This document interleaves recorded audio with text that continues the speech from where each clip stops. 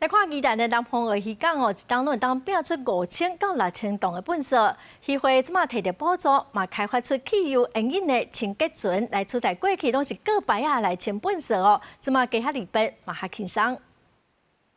船只完成仪式，拿野金纸拿落水。这只新船是未来宜兰苏澳区渔会清渔港的好工具，因为过去清渔港的粪扫拢是靠人高竹排啊，效率无啥好。渔会得到中央的补助，开发出清洁船。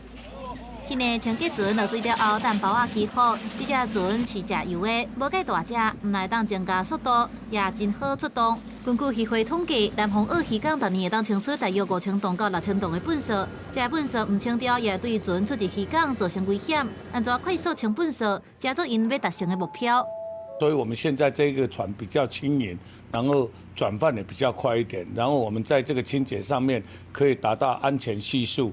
更重要的是，这个安全上面可以活动的应用的时候，我们可以增加我们的工作量。渔会表示，渔港的粪扫可能是渔民整理工区的时，因无爱的渔网啊，也可能是大海漂流过来的粪扫。除了向渔民宣导粪扫卖往渔港甲大海淡，也希望会当让清粪扫的效率更加好。 清洁船除了可以处理可能不小心渔船掉落到港口里面的一些垃圾，或者是海流过来的垃圾，那也是要为了清洁我们的整个港区的维护它的整洁。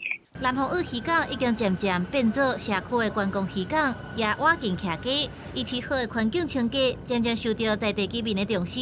渔会表示，除了靠公部门清理，民众居民甲渔民做伙发挥公德心，这是会当让环境清气的关键。公司新闻采访报道。